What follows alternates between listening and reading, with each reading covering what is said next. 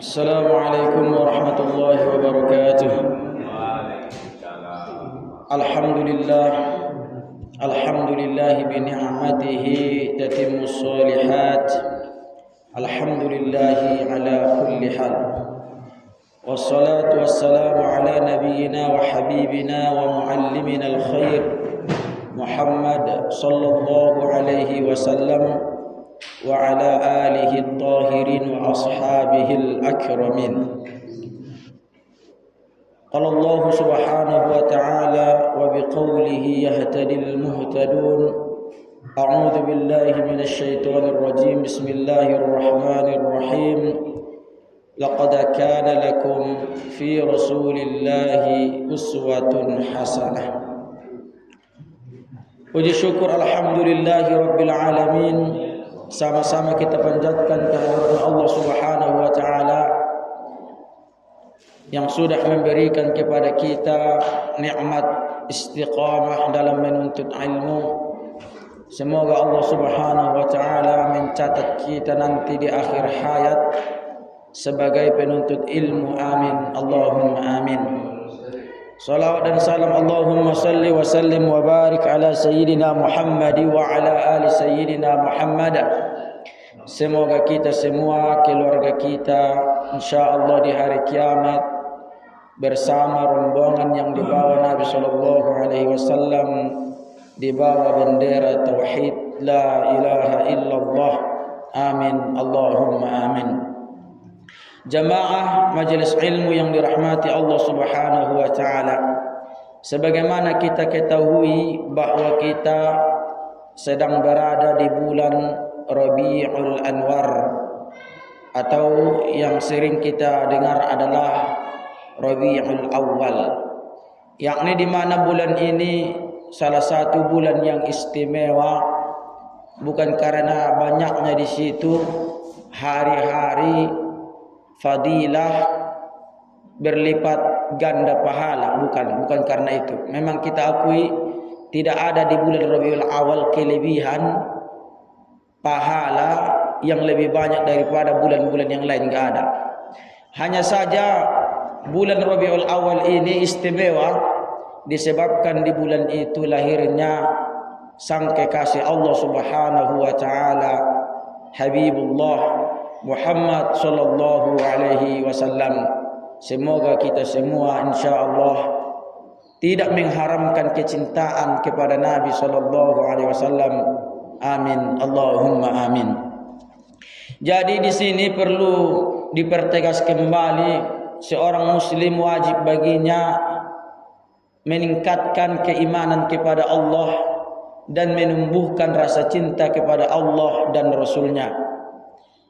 Kepada Nabi sallallahu alaihi wasallam dikatakan, la yu'minu ahadukum hatta akuna ahabba ilaihi min waladihi wa walidihi wan nasi ajma'in. Tidaklah kalian beriman, kata Nabi, sampai kalian mencintaiku melebihi daripada anak kalian, orang tua kalian, bahkan semua manusia. Yakni tidak beriman betul-betul seseorang sampai dia betul-betul mencintai Nabi sallallahu alaihi wasallam.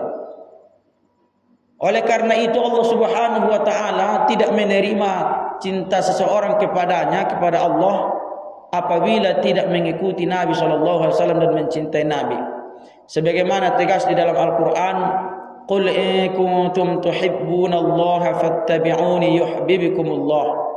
Katakanlah, ini Al-Qur'an, jika kalian beriman kepada Allah betul-betul, hendaklah kalian mengikuti, yakni mengikuti Nabi sallallahu alaihi wasallam dengan mencintainya dan mengikuti sunnah-sunnahnya. Yuhibbukumullah, barulah Allah Subhanahu wa taala mencintai kalian, yakni membalas cinta kalian kepadanya. Inilah tidak disah kecintaan seseorang kepada Allah apabila tidak melalui Nabi Muhammad sallallahu alaihi wasallam.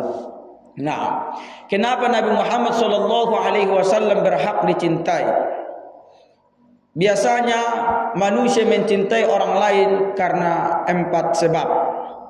Yang pertama adalah kamalus surah, yakni sempurna tubuhnya, sempurna wajahnya, postur tubuhnya sangat sempurna, biasanya seseorang akan mencintainya. Yakni tampan, jogi, ini saja peraku peredaran ya. Dan Nabi SAW adalah orang yang paling sempurna wajahnya, orang yang paling tampan di atas muka bumi. Itu yang pertama. Kemudian yang kedua, seseorang mencintai orang lain adalah kamalus sirah, sempurna sejarah hidupnya. Nabi Muhammad SAW tidak ada orang yang sama dengan sejarahnya yang sangat sempurna. Rasulullah melewati semua fase kehidupan. Rasulullah mengalami bagaimana seorang anak yatim, mengalami Rasulullah SAW kemiskinan dan juga mengalami kaya. Rasulullah SAW mengalami sebagai pemimpin, mengalami sebagai komandan perang. Banyak sekali yang dialami Nabi SAW yang tidak dialami orang lain. Oleh karena itu Nabi Muhammad SAW sejarah hidupnya sangat sempurna. Orang yang sejarah hidupnya banyak berbuat, biasanya banyak pecintanya itu. Yakni mulai tadi misalkan ulama-ulama di TV gok na gok tu siap pens na gok pengikutna karena bahat diperbuat dia. Seorang pemimpin kalau banyak yang diperbuatnya, dibangunnya jalan, kemudian diatasinya kemiskinan, akan banyak yang mencintainya. Dan Nabi SAW orang yang sempurna sejarahnya, paling banyak yang diperbuat, makanya pantas dicintai. Nah, kemudian adapun yang ketiga, Nabi SAW kamalul khuluq, yakni akhlaknya sangat tinggi, tidak ada yang melebihi akhlaknya. Oleh karena itu orang yang baik, akhlaknya sangat bagus, biasanya akan disayangi orang. Walaupun dia jelek, walaupun dia miskin, tapi kalau baik perilakunya, dia akan disayangi orang, akan disukai orang. Dan Nabi Muhammad SAW adalah orang yang paling baik akhlaknya, paling baik budi pekertinya, diakui musuhnya, apalagi sahabat-sahabatnya. Nah, kemudian yang terakhir, Nabi Muhammad SAW kamalul khasais, memiliki kesempurnaan khasais, keistimewaan yang tidak ada pada orang lain, bahkan yang ada pada dirinya tidak ada pada orang-orang sebelum kita dan sesudahnya. Begitu juga bahkan tidak ada ini pada malaikat, tidak ada pada para nabi, keistimewaan yang diberikan Allah Subhanahu wa taala kepada Rasulullah sallallahu alaihi wasallam. Kalau seseorang memiliki keistimewaan di dunia ini, manusia biasanya akan banyak pengikutnya, banyak yang mencintainya. Lalu bagaimana dengan Nabi besar Muhammad sallallahu alaihi wasallam? Oleh karena itu, mari kita bahas sedikit tentang yang empat ini. Sebab seseorang dicintai ada empat. Yang pertama tadi adalah kamalus surah, sempurna postur tubuh Nabi SAW, tidak ada yang kurang. Kalau kita ingin membandingkan Nabi SAW dengan orang lain, tidak ada. Walaupun barangkali di dunia ini banyak yang mungkin keturunan Nabi SAW dari jalur Hasan atau Husain, tetapi walaupun mereka keturunan Nabi demi Allah, tidak ada di antara mereka yang mirip dengan Rasulullah SAW. Walaupun banyak pengakuan, saya melihat sipulan-sipulan dalam mimpi saya mirip dengan Nabi, katanya lah, tidak ada yang mirip dengan Nabi SAW. Rasulullah jauh lebih tampan, indah daripada mereka. Kemudian mengenai keindahan Nabi SAW ini pernah diungkapkan salah satu penyair di zamannya, yaitu Hasan bin Thabit radhiyallahu anhu. Dia mengatakan, wa ahsanu minka lam tara qattu aini wa ajmalu minka lam talidin nisa'u.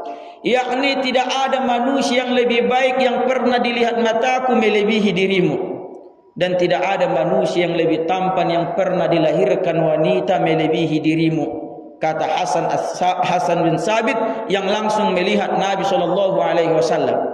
Tidak ada yang sama dengan Rasulullah. Tidak pernah aku melihat orang yang lebih tampan melebihimu, wahai Rasulullah, katanya.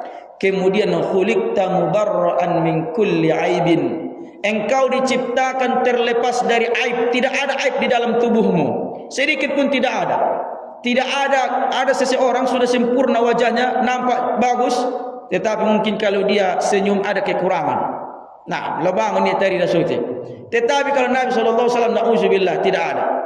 Sebahagian orang barangkali ketika dilihat giginya bagus, rata, rapi, tetapi barangkali ketika dia tertawa, tertawanya tidak membuat orang yakni senang kepadanya. Tetapi Nabi SAW tidak. Khuliqta mubarra'an min kulli aibin. Engkau terlepas daripada setiap aib, tidak ada aibmu. Ya Rasulullah sallallahu alaihi wasallam, ka'annaka qad khuliqta kama tasya'u. Seolah-olah engkau diciptakan sesuai dengan keinginanmu. Yakni manusia seandainya ditanya Allah Ta'ala, bagaimana kamu diciptakan? Pastilah dia memilih yakni postur yang paling baik, yang paling sempurna. Jadi Nabi SAW saking sempurnanya dia, keindahannya, sehingga dikatakan seolah-olah ketika mau diciptakan Nabi Muhammad, Allah Ta'ala bertanya, bagaimana keinginanmu bagaimana keinginanmu, bagaimana postur tubuhmu. Itulah yang diberikan Allah Subhanahu wa Ta'ala kepada Nabi besar Muhammad sallallahu alaihi wasallam. Oleh karena itu kembali saya tegaskan, tidak ada yang sama dengan keindahan Nabi sallallahu alaihi wasallam. Oleh karena itu salah satu sahabat Nabi yang bernama Jabir bin Samurah, di mana Jabir bin Samurah dia ingin melambangkan, menggambarkan keindahan Nabi sallallahu alaihi wasallam. Kemudian dia mendatangi Nabi lalu mengatakan, "Ra'aitu Rasulullah sallallahu alaihi wasallam lailata idhiyan." Aku melihat Nabi sallallahu alaihi wasallam di malam bulan purnama, yakni bulan sempurna, tidak kekurangan, sempurna bulan di malam bulan purnama. Kemudian dia mengatakan, wa alaihi hullatun hamra, dan Nabi sallallahu alaihi wasallam memakai pakaian luar, jubah luar. Karena orang Arab biasanya, apalagi para ulamanya, biasa itu udah pakai jubah seperti ini, kemudian ada lagi jubah luar. Jubah luar. Kalau di Al-Azhar, kebesaran ulama-ulama Azhar itu memakai jubah luar. Kemudian Nabi saat itu memakai jubah luar, menunjukkan Rasulullah Sariton pas lagi memakai. Yakni ada ngalakan biasa-biasa, jadi pas lagi memakai Nabi sallallahu alaihi wasallam. Kemudian dia mengatakan, faja'altu anzuru ilaihi wa ilal qamar. Lalu aku pun melihat Nabi sallallahu alaihi wasallam, kutatap Nabi. Kemudian wa anzuru ilal qamar, dan setelahnya aku pun melihat bulan purnama.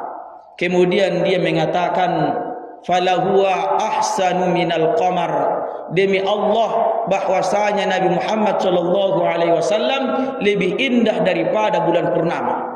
Apabila orang Arab sudah membandingkan, sudah mengibaratkan seseorang dengan bulan purnama, itu menunjukkan keindahannya tidak bisa dibandingkan lagi, tidak bisa diceritakan, yakni kata-kata tidak mampu mengungkapkan bagaimana keindahan wajah Nabi sallallahu alaihi wasallam. Kita mengetahui bahwasanya Nabi Yusuf alaihi salam adalah nabi yang memiliki mukjizat ketampanan. Kenapa dikatakan Nabi Yusuf memiliki mukjizat ketampanan? Sebab apabila orang melihat Nabi Yusuf, banyak dari mereka beriman langsung. Hanya melihat Nabi Yusuf ditatap, dia tampan betul, berimannya to Allah Subhanahu wa taala. Luar biasa keindahan yang ada pada Nabi Yusuf alaihissalam. Sampai-sampai Zulaikha, di mana Zulaikha ini yang membesarkan Nabi Yusuf alaihissalam ketika berumur kurang lebih 13 tahun.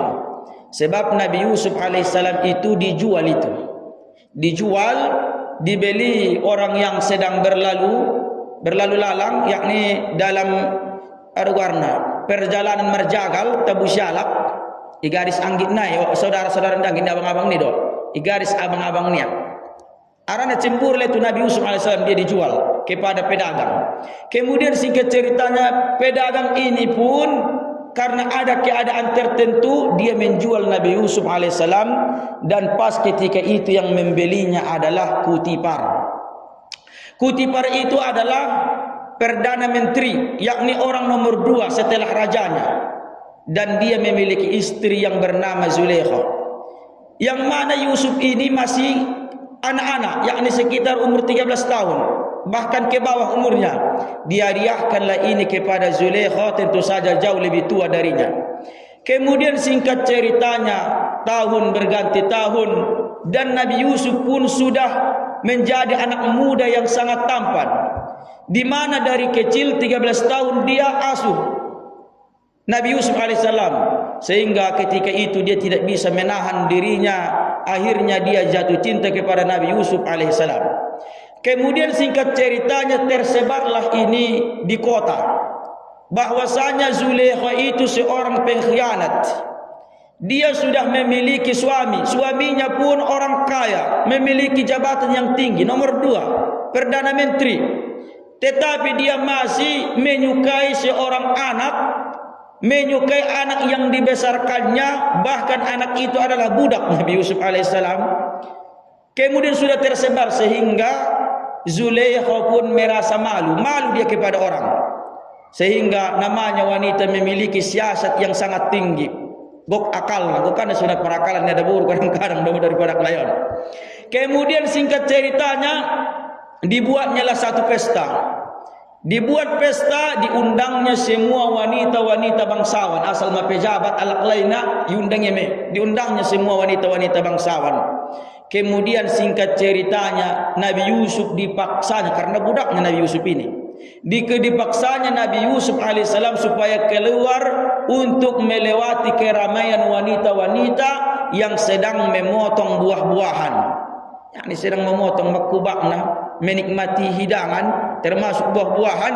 Kemudian saat itu ketika keluar Nabi Yusuf alaihissalam, akhirnya orang terpukau dengan keindahan Nabi Yusuf, sehingga wanita-wanita itu memotong tangan mereka sampai berdarah tanpa mereka sadari karena melihat Nabi Yusuf alaihissalam. Kemudian ketika itu Zulaikha pun tepuk tangan dia sendiri. Inilah yang saya rasakan, katanya. Kalian baru pertama kali melihat Yusuf alaihissalam, baru pertama kalian melihatnya, kalian sudah memotong tangan kalian.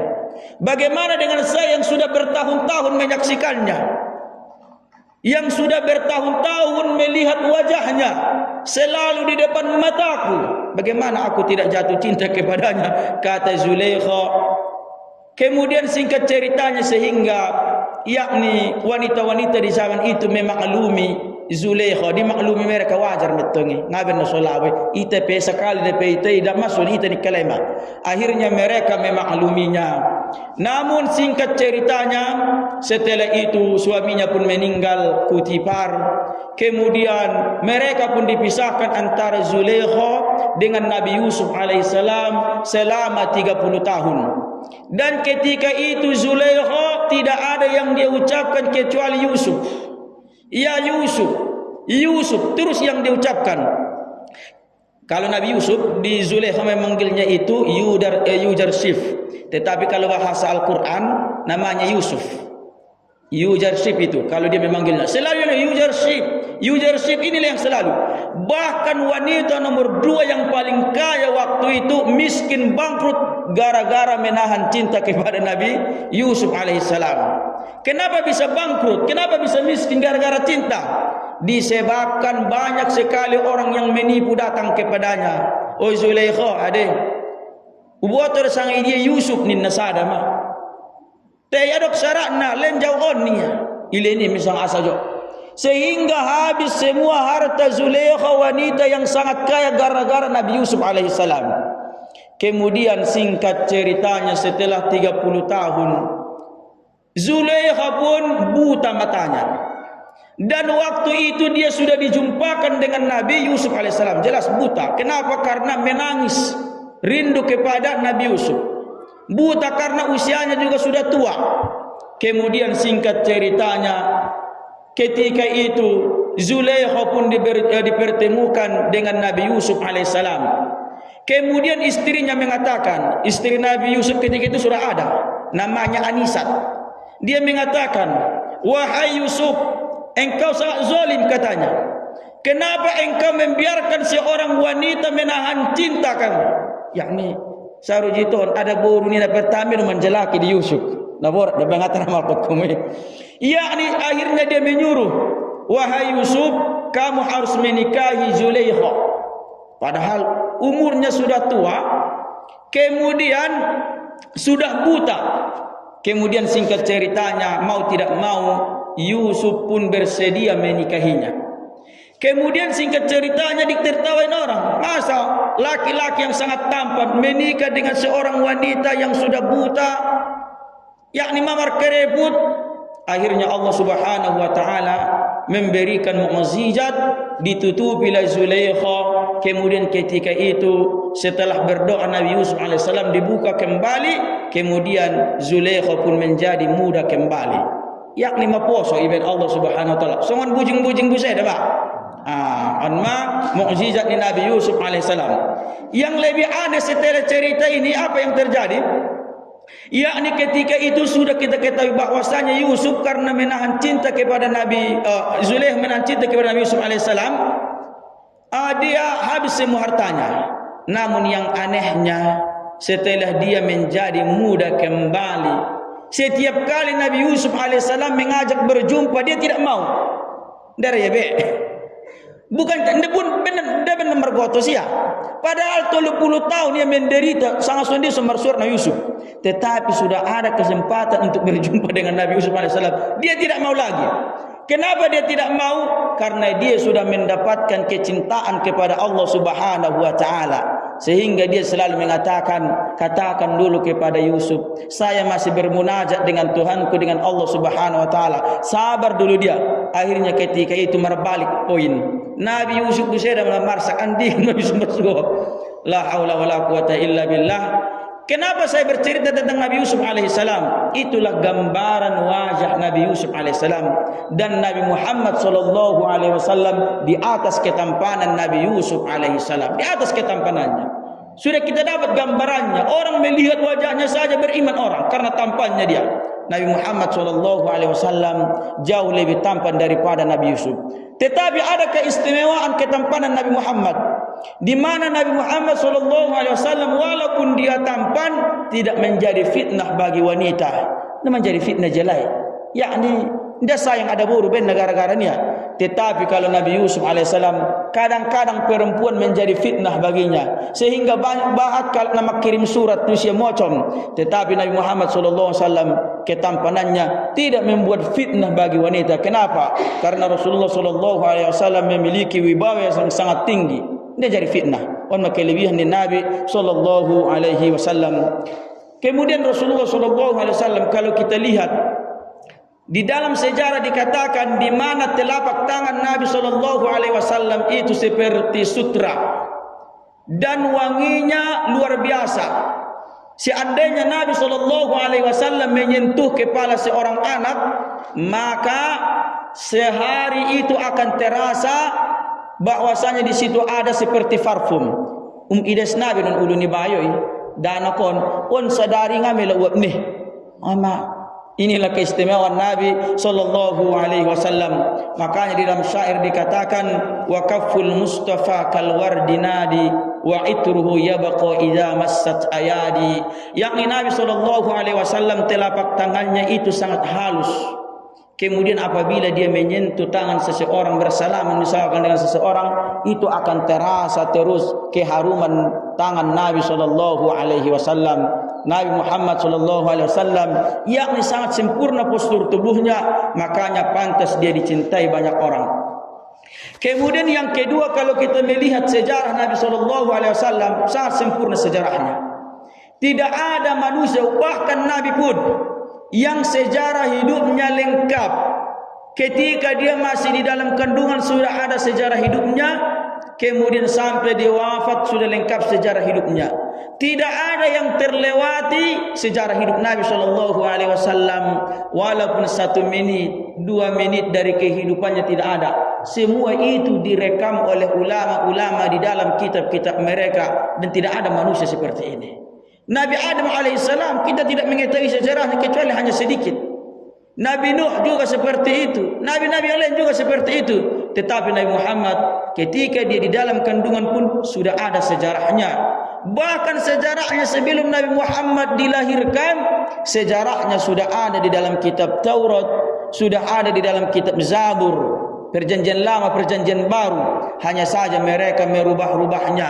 Tetapi walaupun mereka berusaha merubahnya, masih tinggal di situ sejarah Nabi Muhammad sallallahu alaihi wasallam. Di antara sejarah kehidupannya, wulida fi asrafi baitin. Nabi Muhammad dilahirkan dari keturunan bangsawan. Jangan kita mengira Nabi Muhammad lahir dari orang biasa.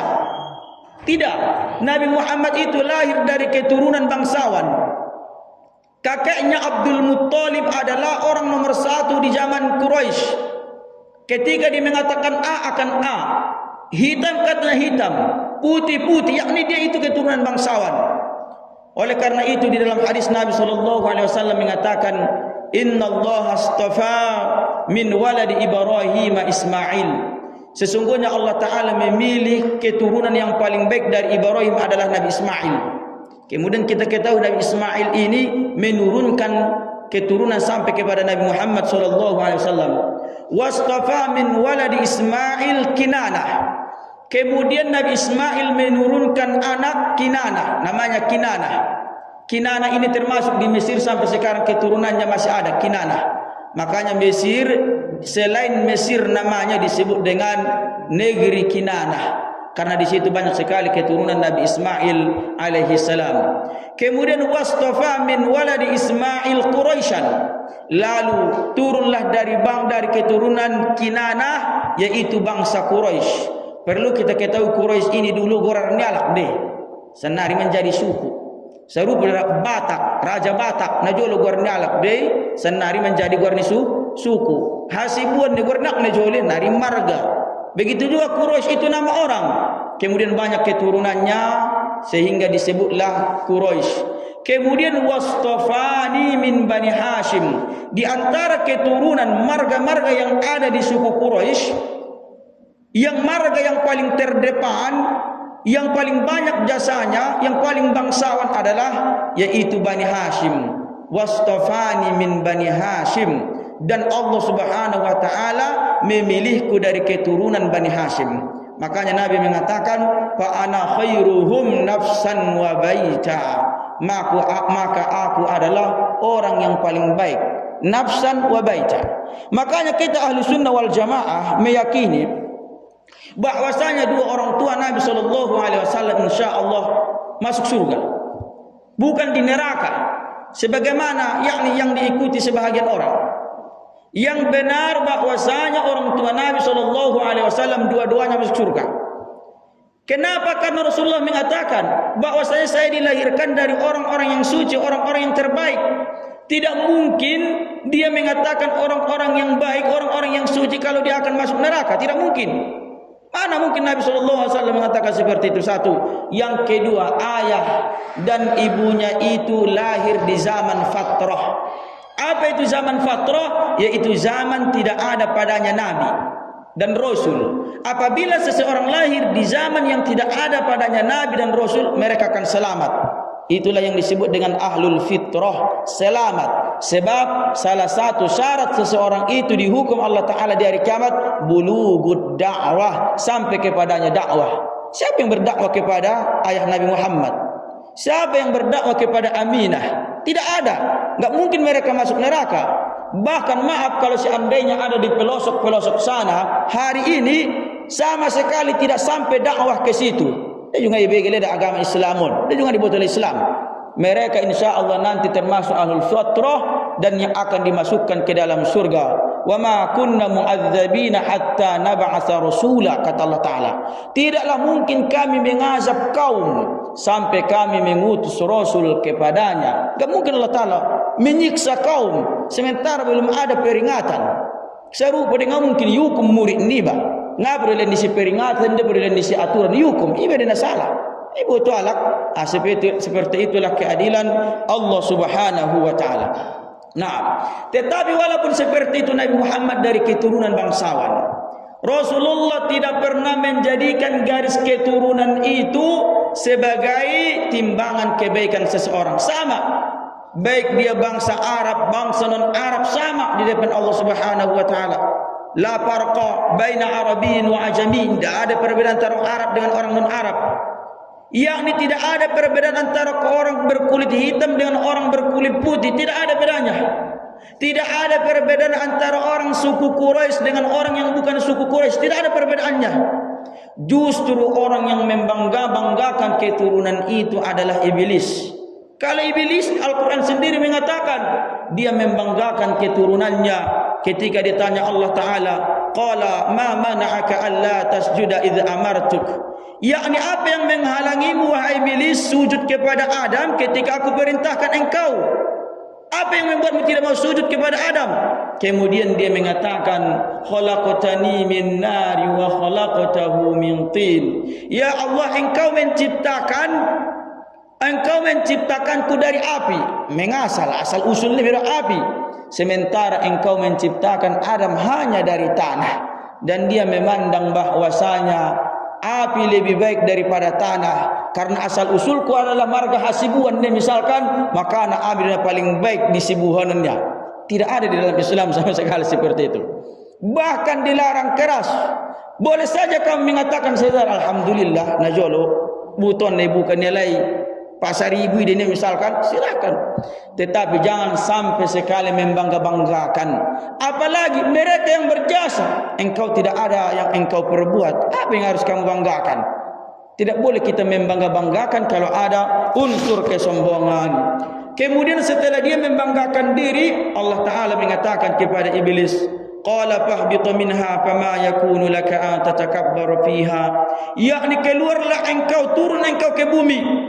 Tidak pantas engkau iblis tinggal di surga ini. Orang sombong tidak pantas tinggal di surga ini. Kata Allah Subhanahu wa taala, fakhruj innaka minas sagirin. Keluarlah engkau dari surga, sesungguhnya engkau termasuk orang-orang yang dihinakan. Kau hina sampai hari kiamat.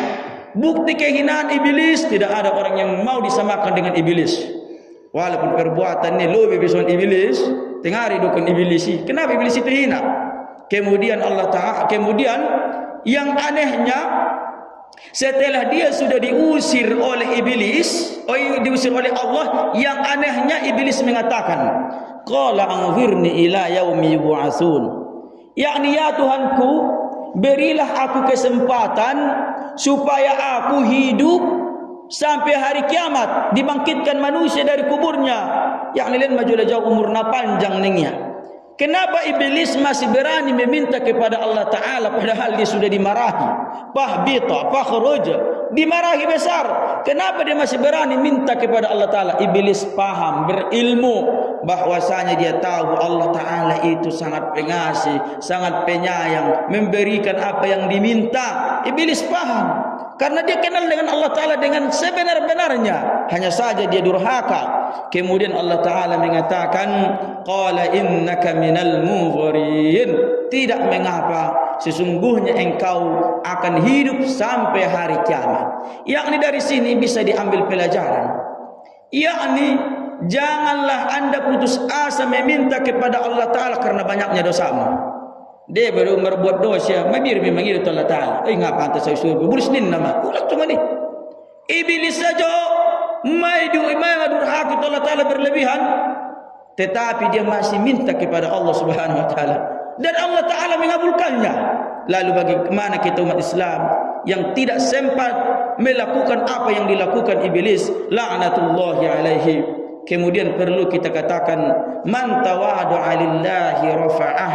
Siapa yang tawaduk kepada Allah Subhanahu wa Ta'ala, rafa'ah, Allah Ta'ala akan meninggikan derajatnya. Semakin kamu tawaduk merendahkan dirimu, Allah Ta'ala akan mengangkat derajatmu. Nak ko sama biar ko patur kabar tuala. Mula dong perbadaan nomu mangidomop ko pajol. Nak sama biar ko. Bobi ona kesiakaan patur kabaramu mangidomop ko. Nak ko ni. Man tawadu'a lillahi rafa'ah. Siapa yang tawaduk kepada Allah, Allah Ta'ala akan meninggikan derajatnya. Justru manusia semakin sombong, itu artinya ketika jatuh dia akan semakin jauh jatuhnya ke bawah. Sama saya semakin bawah, semakin tinggi bukit yang didaki. Kemudian apabila dia jatuh, dia akan semakin sombong. Kemudian perlu diketahui nak sombong kok. Yakni benegi catando inakinin menek dari doa lakon dituru. Tetapi jangan lupa, Orang yang memandangmu dari bawah pun sebenarnya kecil melihatmu. Apa yang harus disombongkan? Menek ni doh. Ti alak piligap ko tu gicat menek kusirin dah alak ko sebenarnya. Sama saja. Kemudian selanjutnya di antara sirah Nabi Muhammad sallallahu alaihi wasallam mungkin tidak kita jelaskan satu persatu. Beliau itu yakni hidup dalam keadaan yatim. Ada hikmahnya. Kenapa Nabi Muhammad sallallahu alaihi wasallam hidup dalam keadaan yatim? Pertama, supaya tidak ada yang memberikan tarbiyah pendidikan kepada Nabi Muhammad kecuali Allah Ta'ala. Ibunya tidak sempat memberikan pendidikan kepadanya, apalagi ayahnya. Ayahnya sudah meninggal ketika beliau dalam kandungan. Ibunya tidak sempat memberikan pendidikan kepada Nabi Muhammad. Kenapa? Karena ketika itu, ketika umur Nabi Muhammad 2 tahun, 4 tahun dia dipisahkan dengan ibunya. Kenapa? Nabi Muhammad ini dibawa ke perkampungan Bani Sa'idah namanya. Di situ Nabi Muhammad jauh dari ibunya, di perkampungan. Kemudian setelah itu 4 tahun Rasulullah sudah di perjalanan, dibawa ke mana-mana. Kemudian 6 tahun sudah meninggal. Padahal biasanya seseorang mendidik itu ketika berumur 7 tahun ke atas dan tidak dididik oleh ibunya. Begitu juga pamannya tidak sempat mendidiknya. Kenapa? Karena 8 tahun umurnya pamannya sudah meninggal. Begitu juga semuanya tidak ada yang mendidik. Cukuplah yang mendidik Nabi Muhammad sallallahu alaihi wasallam adalah Allah Subhanahu wa taala. Makanya di dalam Al-Qur'an dikatakan, alam yajidika yatima fa'awa. Bukankah dia mendapatkanmu wahai Muhammad dalam keadaan yatim fa'awa, lalu dia memberikan perlindungan kepadamu. Allah Subhanahu wa taala yang langsung mengajari Nabi Muhammad sallallahu alaihi wasallam. Nah, kemudian dari sini bisa diambil pelajaran. Yang pertama adalah hati-hati dengan anak yatim. Jangan sampai anak yatim terzolimi karena kau mengambil hartanya. On biasanya kejadian on adalah misalkan meninggal nakinin ayakna udak nai dema. Ketika misalkan nakinin adung si horto ni anak nayon, ya ini isim bunyi dia. Menek dah ketika anak yatim ni isim bunyi ya.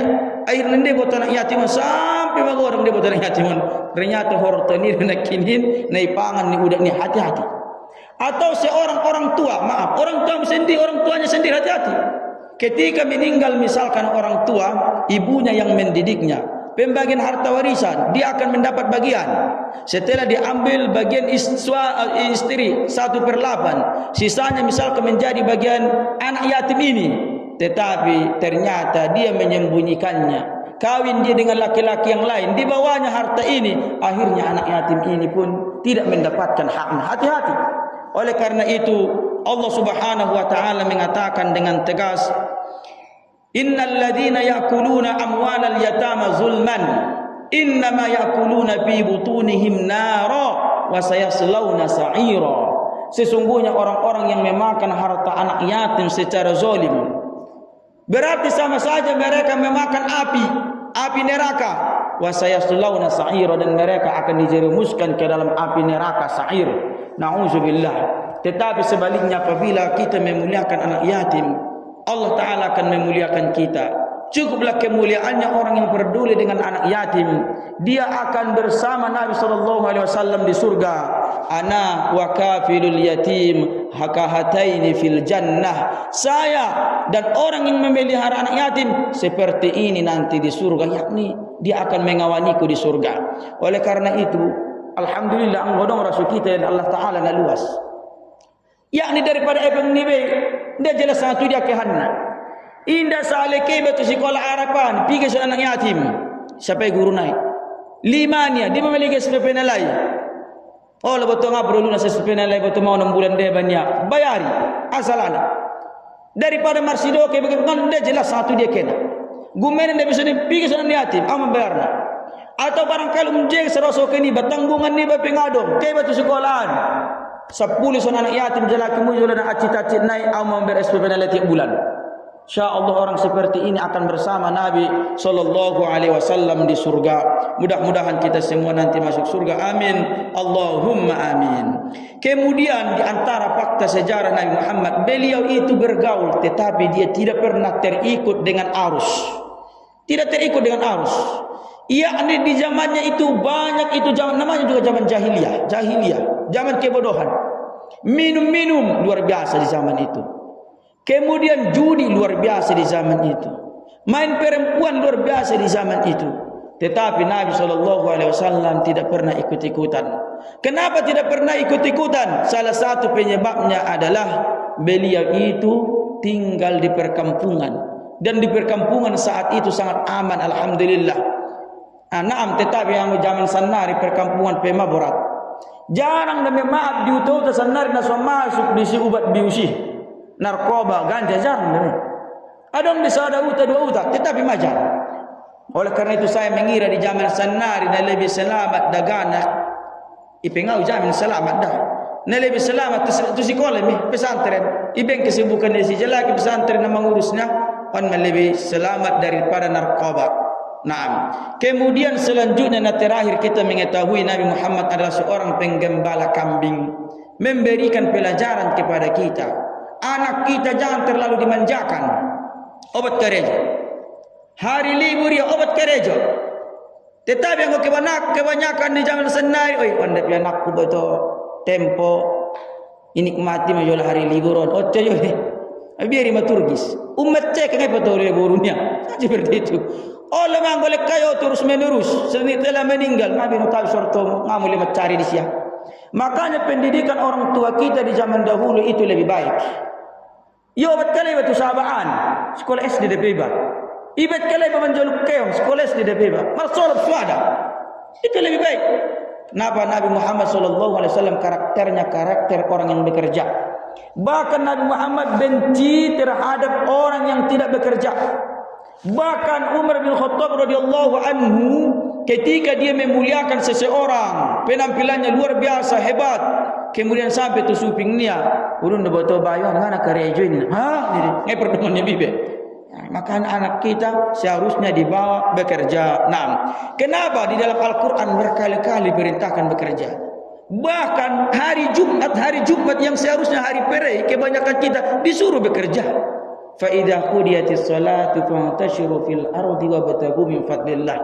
Apabila sudah selesai salat Jumat maka bekerjalah kalian. وَابْتَغُوا مِنْ فَضْلِ اللَّهِ. Carilah usaha yang halal. Carilah karunia Allah Subhanahu wa taala. Inilah seorang muslim. Kemudian di sini yang ketiga kita katakan kenapa Nabi Muhammad SAW pantas mendapatkan cinta dari kita, kamalul khuluq, sempurna akhlaknya. Kesempurnaan akhlak Nabi Muhammad SAW tidak bisa kita katakan dengan kata-kata. Sehingga ketika Sayyidah Aisyah radhiyallahu anha ditanya, "Ya ummul mukminin, kaifa akhlaku, kaifa khuluqu Rasulillah sallallahu alaihi wasallam?" Bagaimana akhlak Rasulullah? Kami ingin tahu bagaimana akhlaknya. Sayyidah Aisyah radhiyallahu anha tidak bisa menjawab. Dia mengatakan, "Kana khuluquhul Qur'an." Akhlaknya adalah Al-Qur'an. Ringkasan. Yakni apa saja yang ada di dalam Al-Qur'an sudah Rasulullah amalkan. Akhlak yang ada dalam Al-Qur'an akhlak yang sangat tinggi, Rasulullah sallallahu alaihi wasallam sudah amalkan. Oleh karena itu Allah Ta'ala yang mengakui tingginya akhlak Nabi Muhammad. Wa innaka la'ala khuluqin azim. Sesungguhnya engkau Muhammad betul-betul berada di dalam akhlak yang sangat mulia, sangat tinggi, kata Allah Subhanahu wa taala. Naam. Kalau kita lihat di antara ajaran akhlak di dalam Al-Qur'an dan itu adalah akhlak Nabi Muhammad sallallahu alaihi wasallam, idfa' billati hiya ahsan. Balaslah kejahatan orang lain dengan kebaikan. Namol le dewe. Yakni itembak kala korak batu tembak rapisang taramal kondelane. Idfa' billati hiya ahsan. Yakni kalau dikembangkan misalkan kulit kala tua palahu tu sia. Yakni mangido mantis ko tu segit marmasak ko ngaile nia aco kapataru sipira manuk. Rak manuk na kasoni mi dabo. Itulah Nabi sallallahu alaihi wasallam akhlaknya. Idfa' billati hiya ahsan. Kemudian fa idzal ladzi bainahu wa bainaka adawatun. Mana tahu ada di antaramu permusuhan, rada mana merbadai barak saudara ni ba. Biasa manusia. Merbadai barak dengan ni barak pertukaran biasa manusia. Kemudian Allah Ta'ala mengatakan apabila ada pertengkaran, permusuhan, ka'annahu waliyun hamim, seolah-olah mereka adalah kawan akrab, kawan setia. Lalu dia membaca ni donganmu na margutu baru marsitarikan dapemu marbadai, tetapi dia mengagoki seolah-olah kawan akrab. Itulah yang diamalkan Nabi SAW dalam Al-Quran. Ka'annahu waliyun hamim, seolah-olah kawan setia, padahal baru marbadai dapelai on manawida di alak Arab. Nasirinya pilak Arab itu. Yakni baru marsiogaran, marsitulikan, kemudian acogot songon na sumarbadai lai, lalu lai deh. Acogot marsongon na sujunga dok kejadian. Anggwal kita do biasana marbadai sadarion. Rame kini 10 tahunannya marsipak kulingan. Olah ni masuk sini, pura-pura ngabinoto. Bahkan masih ada lagi sebelum dia meninggal di wasiat dunia. Awang mati kita ngulak patoli paridisyanon ya. Yakni wasiatkan itu keturunan dia ke permusuhan ini. Jangan seperti itu, tidak pernah diajarkan oleh Islam. Naam. Kemudian yang terakhir, kenapa Nabi SAW pantas dicintai?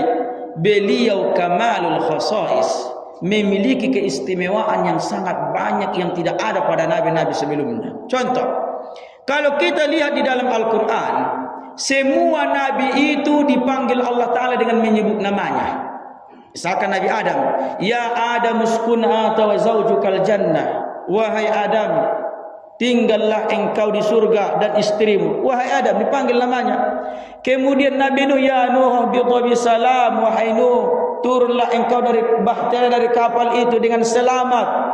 Allah Ta'ala memanggil namanya. Ya Musa inni anallah, wahai Musa sungguhnya aku adalah Allah, dipanggil namanya. Wa nadainahu ayya Ibrahim, dan kami memanggilnya wahai Ibrahim. Kemudian ketika memanggil Nabi Isa, idz qala Allah ya Isa bin Maryam, ketika berkata Allah wahai Isa bin Maryam, semua dipanggil Allah Ta'ala namanya, menyebut namanya.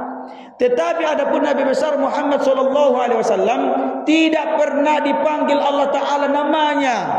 Ketika mau memanggil, Allah Subhanahu wa Ta'ala memanggil dengan menyebutkan gelarnya. Ya ayyuhan nabi hasbukallah, wahai nabi, cukuplah bagimu Allah sebagai pelindung. Naqsu berkojale, cukup Allah bagimu penolong. Ya ayyuhar rasul balligh ma unzila ilaika, wahai rasul, sampaikanlah apa yang diperintahkan, diturunkan kepadamu. Tidak pernah memanggil namanya ya Muhammad, tidak pernah. Bahkan kadang-kadang Allah Subhanahu wa Ta'ala memanggilnya dengan keadaannya. Saat itu, ya ayyuhal muddathir, ya ayyuhal muzammil, ketika Nabi SAW yakni merasa takut sehingga dia menyelimuti dirinya, Allah Ta'ala memanggilnya ya ayyuhal muzammil, ya ayyuhal muddathir, tidak memanggil namanya ya Muhammad. Ini menunjukkan bagaimana Allah Subhanahu wa Ta'ala mengagungkan, memberikan penghormatan kepada Rasulullah sallallahu alaihi wasallam. Nah, kenapa kita pantas mencintai Rasulullah sallallahu alaihi wasallam? Nabi Muhammad sallallahu alaihi wasallam sangat cinta kepada umatnya melebihi cintanya kepada dirinya sendiri. Di dalam Al-Qur'an dikatakan laqad ja'akum rasulun min anfusikum, sesungguhnya telah datang kepada kalian seorang rasul dari bangsa kalian sendiri, yakni dari manusia. Rasul ini bukan dari bangsa lain, bukan dari malaikat, dari manusia itu datang kepada kalian rasul. Kemudian dia mengatakan azizun alaihi ma anittum, Muhammad ini hatinya akan merasa berat apabila kalian menderita. Muhammad ini akan sangat sedih apabila kalian itu merasakan penderitaan. Anggo acik kamu mereka selain Nabi Muhammad sallallahu alaihi wasallam acikna. Sebelum datang penderitaan itu kepada kita, Rasulullah sudah merasa menderita karena kita. Kemudian harisun alaikum, Nabi Muhammad itu sangat antusias supaya kalian beriman. Rasulullah siang malam berdakwah tidak ada hentinya, tengah malam jadi berdakwah tidak ada hentinya, takut dia nanti umat ini masuk neraka. Bahkan Nabi Muhammad SAW ketika akhir hidupnya, dia tidak mengingat istrinya, tidak mengingat putrinya Fatimah yang sangat dia cintai. Yang dia ingat adalah ummati, ummati, umatku, umatku. Kemudian yang lebih ajaib, Allah Ta'ala mengatakan sifat Nabi Muhammad, bil mu'minina raufur rahim. Kepada orang-orang yang mukmin Muhammad itu rauf, pengasih, rahim, penyayang. Kalimat rauf, kalimat rahim itu sifat Allah Ta'ala itu. Maka Asmaul Husna dia dewe, Ar-Raufur Rahim. Asmaul Husna buat Allah Ta'ala deh. Tetapi di ayat ini Allah Ta'ala bahwasanya di antara sifat Nabi Muhammad itu adalah Rauf, Rahim, pengasih, penyayang. Sifat Allah Ta'ala diberikan kepada Nabi Muhammad SAW. Ini menunjukkan betapa tingginya kasih sayang Nabi Muhammad kepada umatnya, melebihi kasih sayang seorang ibu kepada anak kandungnya sendiri. Itulah Rasulullah SAW. Mudah-mudahan kita semua nanti mendapatkan syafaat Nabi SAW. Kalau kita berbicara tentang Rasulullah, tidak akan ada akhirnya. Tidak akan ada akhirnya. Mengungkapkan keindahan Nabi, akhlak Nabi, tidak bisa kita ungkapkan dengan kata-kata. Lebih banyak yang ditulis ulama, tidak bisa kita jabarkan betapa mulianya Rasulullah SAW. Makanya salah satu ulama besar di abad ini, dan beliau sudah meninggal rahimahullahu taala, yakni Syekh Al-Ghazali, Muhammad Al-Ghazali, bukan Imam Ghazali yang lama ya, 500-an Hijriah, di abad Ondo, yakni sekitar 2000 sekian dia meninggal. Syekh Al-Ghazali ulama besar di abad ini, ketika dia disuruh, ya Imam, coba dulu ceritakan kepada kami tentang Muhammad. Bagaimana Muhammad? Ceritakan dulu kepada kami. Ketika itu beliau memegang mikrofon, dia bercerita, dia mengatakan, orang sepertiku tidak pantas bercerita tentang Muhammad. Kemudian dia menangis. Tidak sampai dia mengungkapkan tentang Muhammad, menyebut namanya dia menangis. Makanya para sahabat, kenapa engkau tertarik masuk surga ketika ditanya seperti Abdullah bin Mas'ud? Kana fihi Muhammad. Karena di situ ada Muhammad, makanya saya ingin masuk surga. Itulah kecintaan para sahabat kepada Nabi SAW. Mudah-mudahan kita ini termasuk orang mencintai Rasulullah. Amin. Allahumma amin. Wallahu a'la wa a'lam. Wassalamualaikum warahmatullahi wabarakatuh.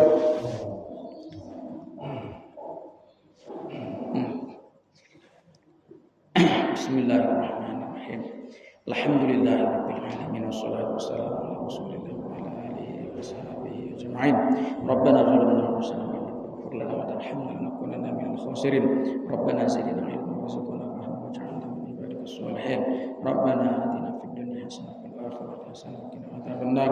Shallallahu alaihi wasallam Muhammadin walhamdulillahi rabbil alamin.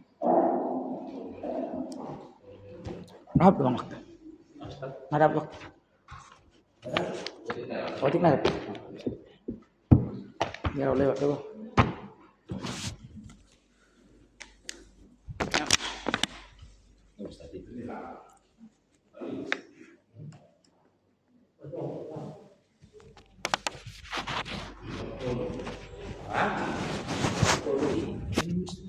Oh, lawan ni kira. Pas nak kira pilih kereta, mengaji kiri.